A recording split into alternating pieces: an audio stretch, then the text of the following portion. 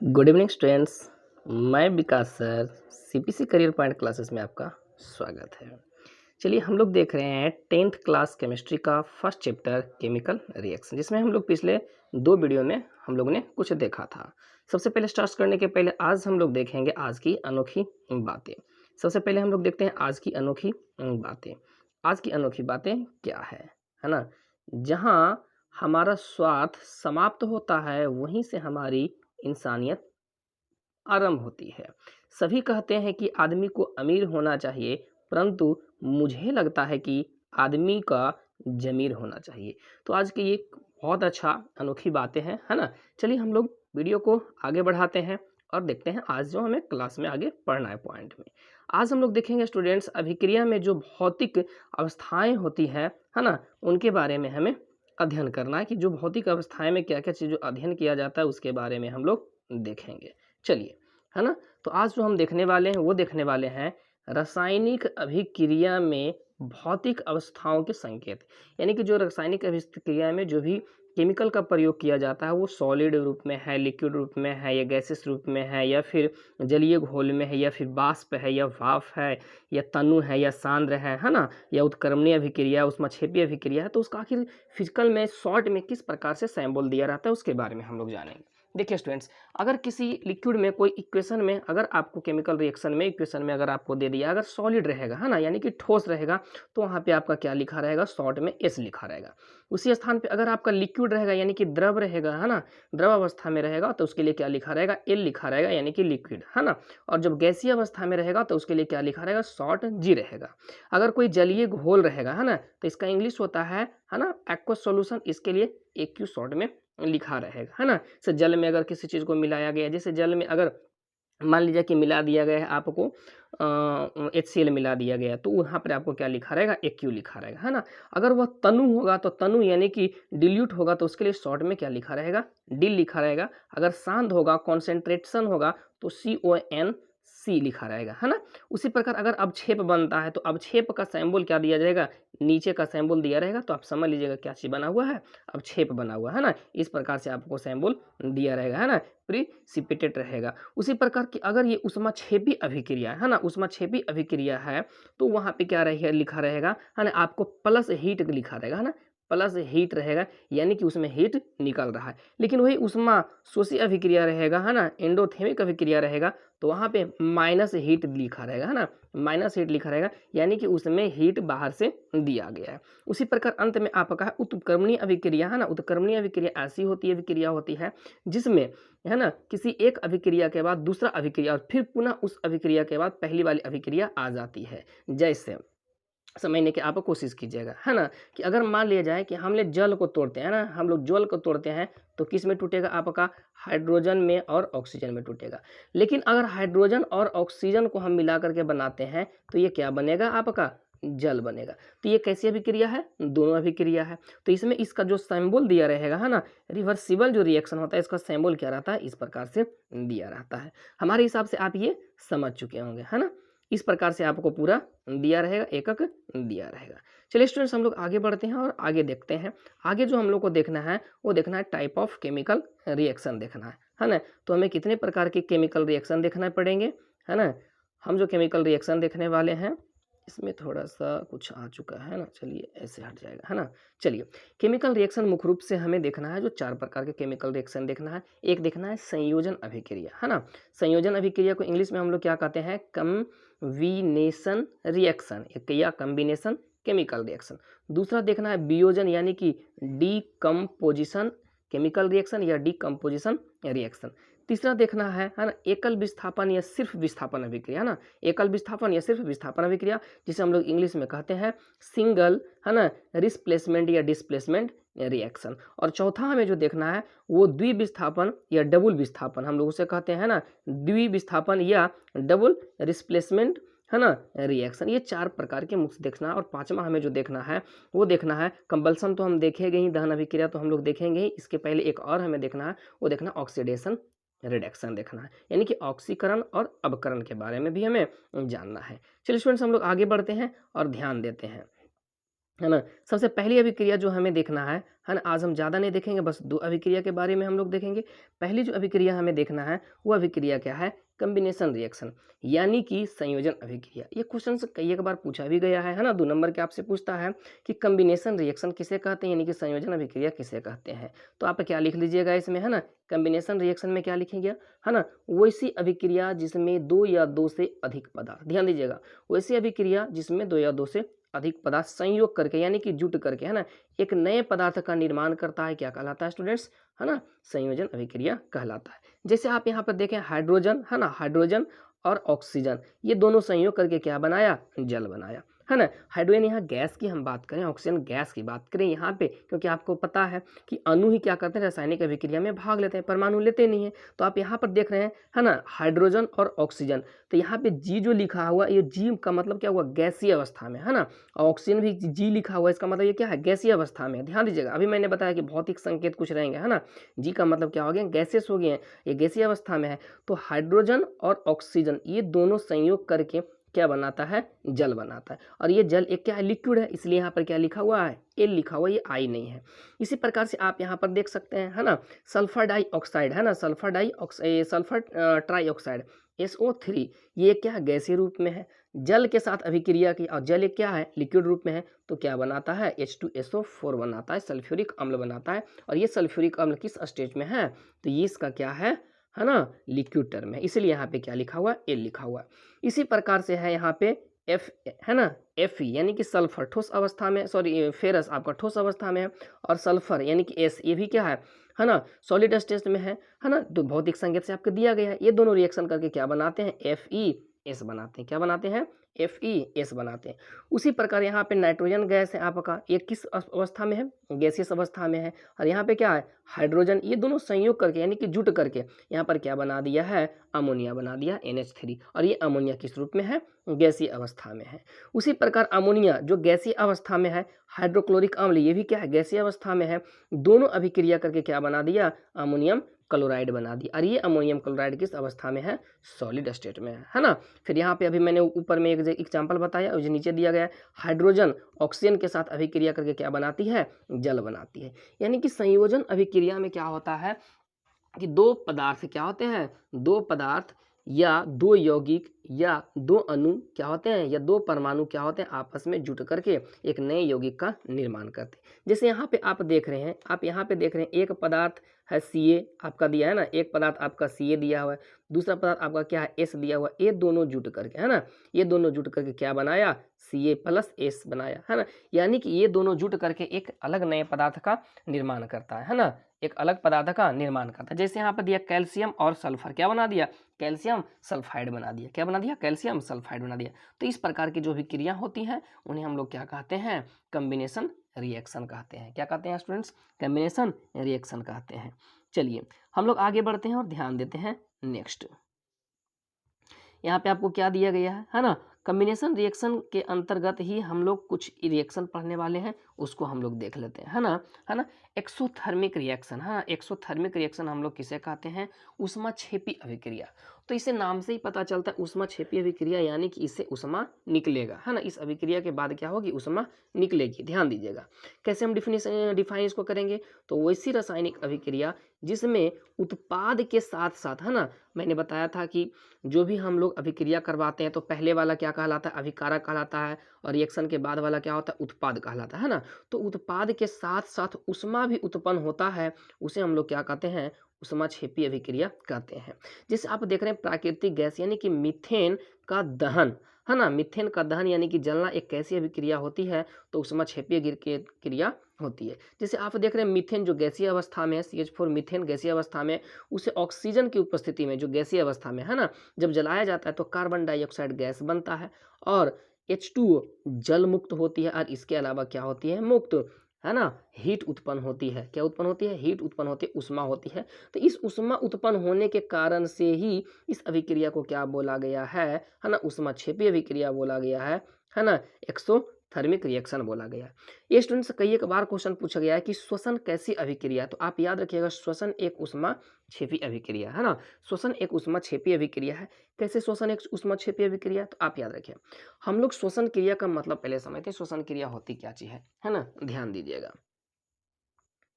चलिए, है ना, श्वसन, श्वसन का मतलब होता है कि जैसे हम लोग क्या करते हैं, है ना, वायुमंडल से क्या लेते हैं, है ना, वायुमंडल से क्या लेते हैं, ऑक्सीजन लेते हैं, कार्बन डाइऑक्साइड छोड़ते हैं, ये श्वसन नहीं होती है ना।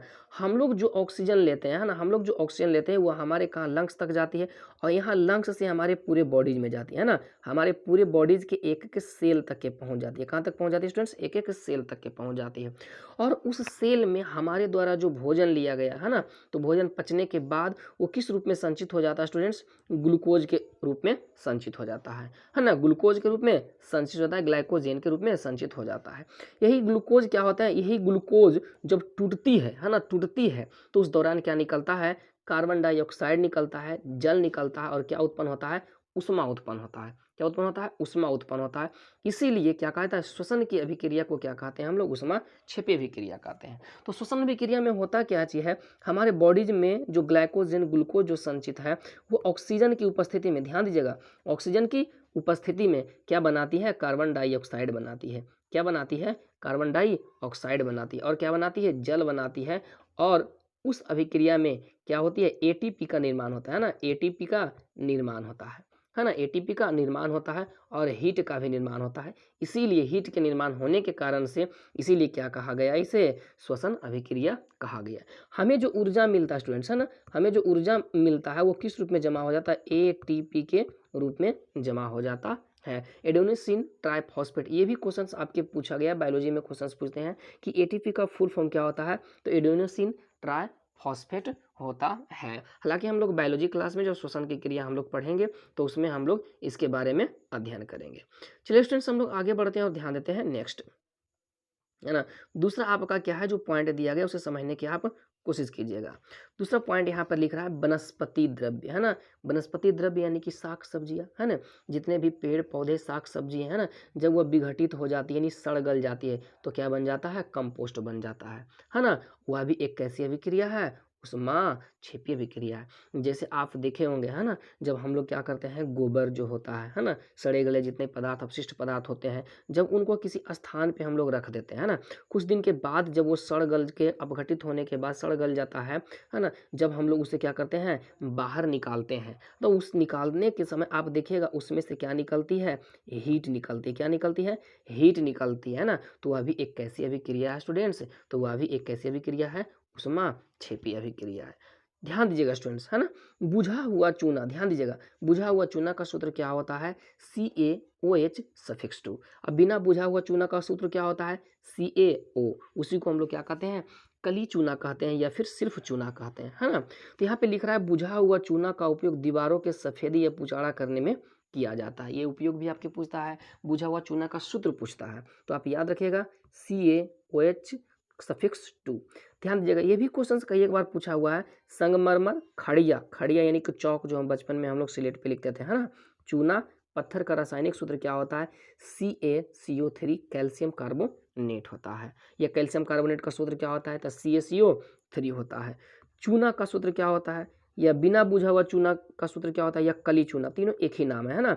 चूना पूछ दे, बिना बुझा हुआ चूना पूछ दे, या कली चूना पूछ दे, तीनों एक ही होते हैं। क्या होते हैं, कैल्शियम ऑक्साइड होते हैं। क्या होते हैं, कैल्शियम ऑक्साइड होते हैं। आप यहाँ पे आपको पिक में दिख रहा होगा, यहाँ पे आप देखिए ये क्या है आपका, है ना, CaO है, कैल्शियम ऑक्साइड है। इसी कैल्शियम ऑक्साइड को जब हम लोग क्या करते हैं, जल में डाल देते हैं, कहाँ डाल देते हैं, जल में डाल देते हैं, है ना। तो ये घुल जाता है, और इस दौरान में घुलने के बाद इससे भी क्या निकलती है स्टूडेंट, हीट निकलती है ना।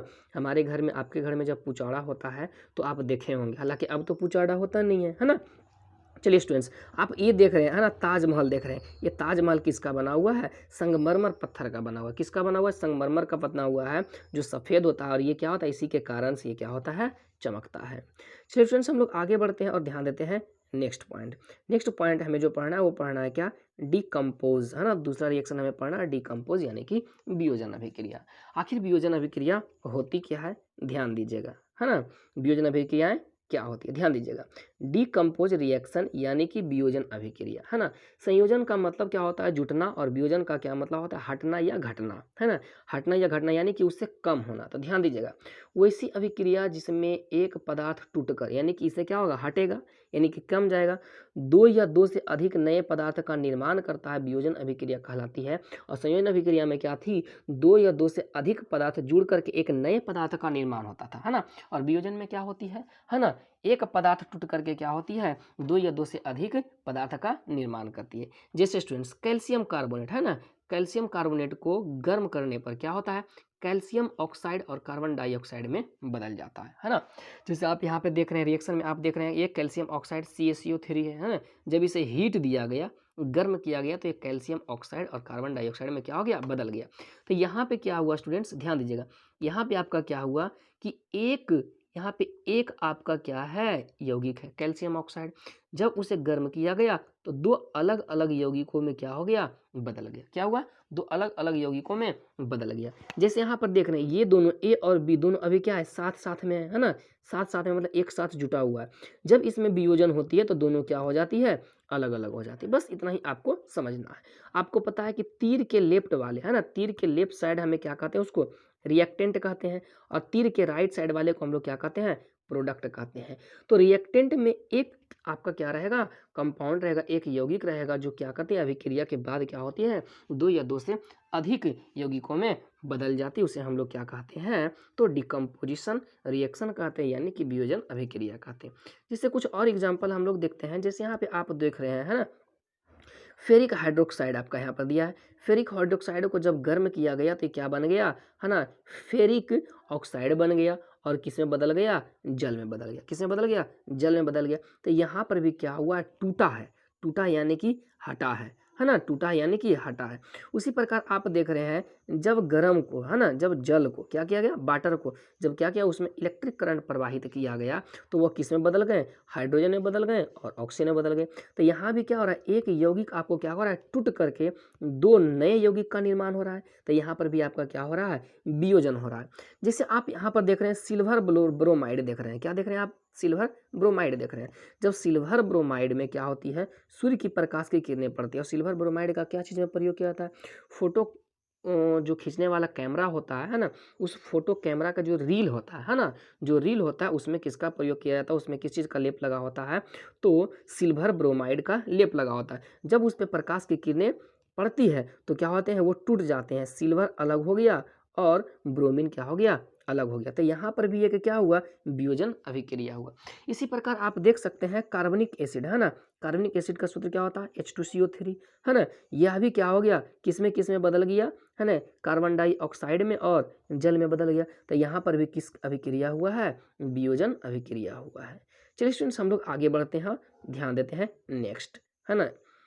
चलिए ध्यान दीजिएगा, यहाँ पे है इंडोथर्मिक। पीछे हम लोग क्या पढ़े थे, है ना, एक्सोथर्मिक अभिक्रिया पढ़े थे, यानी कि ऊष्माक्षेपी अभिक्रिया पढ़े थे। और यहाँ हम देखेंगे ऊष्मा शोषी अभिक्रिया, यानी कि वैसी अभिक्रिया जिसमें ऊष्मा की बाहर से आवश्यकता होती है, ऊष्मा शोषी अभिक्रिया कहलाती है।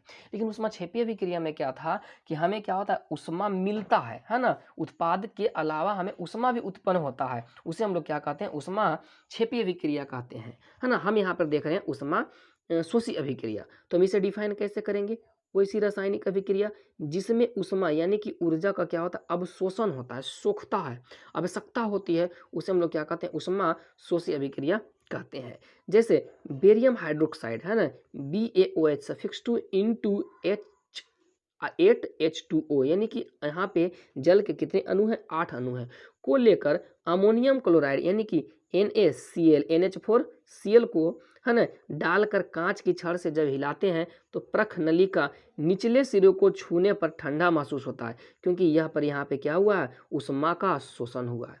क्या हुआ, ऊष्मा का शोषण हुआ है, अर्थात यह कैसी अभिक्रिया हुई, ऊष्मा शोषी अभिक्रिया हुई। जैसे आप स्टूडेंट्स रिएक्शन में आप ध्यान दे सकते हैं, यहाँ पर रिएक्शन में आप देख सकते हैं नीचे यहाँ पे क्या लिखा हुआ गया है ना, BaOH सफिक्स 2 इंटू 8H2O, यानी कि बेरियम हाइड्रोक्साइड को जब अमोनियम क्लोराइड NH4Cl में डाला गया और उसे अच्छा से मिलाया गया, हिलाया गया प्रखनली में, तो क्या बनता है, बेरियम क्लोराइड बनता है और अमोनिया बनता है। इसके अलावा क्या बनते हैं, जल बनते हैं। क्या बनते हैं, जल बनते हैं। जब इसे देखा गया तो क्या हो गया, नीचे जो प्रखनली के नीचे पेंदी थे, सिरे थे, वहाँ पे क्या हो गया, ठंडा महसूस हुआ। इसका मतलब वहाँ पर क्या लगा, उष्मा को सोख लिया, है ना, उष्मा की आवश्यकता हुई। ये स्टूडेंट्स ये क्वेश्चंस भी कई एक बार पूछा गया है ना। ये क्वेश्चंस कितने बार पूछा है, हमारे शरीर के अंदर भोजन का पाचन, ध्यान दीजिएगा, भोजन का पचना, तो भोजन हमारा क्या होता है, टूटता है ना, भोजन क्या होता है, टूटता है। तो भोजन का पचना कैसी अभिक्रिया, वियोजन अभिक्रिया है। लेकिन श्वसन की क्रिया कैसी है, तो आप याद रखिएगा, संयोजन अभिक्रिया है। कैसी अभिक्रिया है, संयोजन अभिक्रिया। तो वहाँ पे उष्मा उत्पन्न होती है, ध्यान दीजिएगा, वहाँ पे क्या होती है, उष्मा उत्पन्न होती है। हमेशा याद रखिए, वहाँ पे उष्मा क्या होती है, उत्पन्न होती है, लेकिन यहाँ पे उष्मा उत्पन्न नहीं होती है। चलिए स्टूडेंट्स, हम लोग आगे बढ़ते हैं और ध्यान देते हैं, है ना, थर्मल केमिकल रिएक्शन किसे कहते हैं, ये भी आपके क्वेश्चन पूछते हैं, है ना। तो वैसी रासायनिक समीकरण, ध्यान दीजिएगा, थर्मल केमिकल इक्वेशन, वैसी रासायनिक समीकरण जिसमें उष्मा के परिवर्तन से संबंधित जानकारियां दी जाती है, ताप रासायनिक समीकरण कहलाता है ना। क्या कहलाता है स्टूडेंट्स, ताप रासायनिक समीकरण कहलाता है। ध्यान दीजिएगा, संयोजन और वियोजन अभिक्रिया के समीकरण दोनों कैसी अभिक्रिया हैं, ताप रासायनिक समीकरण के उदाहरण है। क्या है, ताप रासायनिक समीकरण के उदाहरण, क्योंकि इसमें क्या होती है, उष्मा में परिवर्तन होती है। और जब उसके बारे में हम लोग अध्ययन करते हैं तो उसी को हम लोग क्या कहते हैं, है ना, थर्मल केमिकल इक्वेशन कहते हैं, ताप रासायनिक समीकरण कहते हैं। चलिए स्टूडेंट्स, हम लोग आगे बढ़ते हैं, है ना, हम लोग वीडियो को ज़्यादा लंबा नहीं करेंगे, है ना, और हम लोग आगे बढ़ते हैं। यहाँ पे आपका एक इक्वेशन दिया गया है, उस इक्वेशन को, रिएक्शन को हम लोग क्या कहते हैं, photo chemical reaction. Photo chemical reaction यानी कि वैसी रासायनिक अभिक्रिया जो सूर्य के प्रकाश की उपस्थिति में संपन्न होता है। कहाँ होता है, सूर्य के प्रकाश की उपस्थिति में संपन्न होता है, प्रकाश रासायनिक अभिक्रिया कहलाता है। जैसे आप देख सकते हैं, सूर्य के प्रकाश में सिल्वर क्लोराइड या ब्रोमाइड, सिल्वर क्लोराइड या सिल्वर ब्रोमाइड, पीछे मैंने एक एग्जांपल देखा था, है ना, धूसर रंग होकर सिल्वर धातु में बदल जाता है। कैसे में बदल जाता है, सिल्वर धातु में, यानी कि सिल्वर अलग हो जाता है, क्लोरीन अलग हो जाता है, ब्रोमीन अलग हो जाता है। जैसे आप यहाँ पे देख रहे हैं, सिल्वर क्लोराइड है ना, सिल्वर क्लोराइड है, सनलाइट में ये क्या हो गया, सिल्वर अलग हो गया, क्लोरीन अलग हो गया। उसी प्रकार आप यहाँ पर देख रहे हैं, तो ये जो वियोजन अभिक्रिया हो रही है ना, ये जो वियोजन अभिक्रिया आपको हो रही है, किसमें हो रही है स्टूडेंट, सनलाइट में हो रही है। किसमें हो रही है, सनलाइट में हो रही है, यानी कि सूर्य के प्रकाश में हो रही है ना, सूर्य के प्रकाश में हो रही है। तो ये दोनों अभिक्रिया आपकी कैसी अभिक्रिया कहलाएगी, फोटोकेमिकल रिएक्शन कहलाएगी। यह भी एक प्रकार की कैसी अभिक्रिया स्टूडेंट, है ना, तो यह भी एक प्रकार के आपका वियोजन अभिक्रिया है। यह भी एक प्रकार की कैसी अभिक्रिया है, वियोजन अभिक्रिया है। जैसे मैंने आपको बताया था कि फोटो खींचने वाला जो कैमरा होता है, उसके रील में, है ना, उसके रील में किस चीज़ का लेप चढ़ा होता है ना, तो AgBr का लेप चढ़ा होता है, यानी कि सिल्वर ब्रोमाइड का चढ़ा होता है। जब ये सूर्य के प्रकाश में जाती है, सूर्य के प्रकाश की किरणें जब इस पर पड़ती है, तो सिल्वर अलग हो जाता है, ब्रोमीन अलग हो जाता है। क्या स्टूडेंट्स, सिल्वर अलग हो जाता है, ब्रोमीन अलग हो जाता है। जैसे यहाँ पर भी ये आपका इक्वेशन दिया गया, यहाँ पर भी ये इक्वेशन आपका रिएक्शन करवा करके दिया गया है ना। यहाँ पे सिल्वर क्लोराइड में जब क्या करते हैं, सूर्य के प्रकाश, Hb का मतलब क्या हुआ, Hmu का मतलब क्या हुआ, है ना, सूर्य के प्रकाश में, तो सिल्वर अलग, क्लोरीन अलग। उसी प्रकार यहाँ आप देख रहे हैं, सिल्वर अलग, ब्रोमीन अलग हो गया, है ना, सिल्वर भी अलग हो गया और ब्रोमीन भी अलग हो गया। यहाँ पे आप देख रहे हैं कार्बन डाइऑक्साइड जल, यानी कि हमारे यहाँ जो भोजन बनता है, पेड़ पौधे जो स्वपोषी होते हैं, भोजन बनाते हैं, वो कैसे बनाते हैं, तो वायुमंडल से क्या करते हैं, कार्बन डाइऑक्साइड को लेकर के, जमीन से क्या करते हैं, जल को लेकर के, और सूर्य से प्रकाश की उपस्थिति में, है ना, क्लोरोफिल की उपस्थिति में सूर्य से प्रकाश लेकर के किस चीज़ का संश्लेषण करता है, ग्लूकोज का संश्लेषण करता है। क्या किसका करता है, ग्लूकोज का संश्लेषण करता है। और क्या बनाती है, और उप उत्पाद में, यानी कि बाय प्रोडक्ट के रूप में क्या चीज़ का निर्माण करती है, ऑक्सीजन का निर्माण करती है।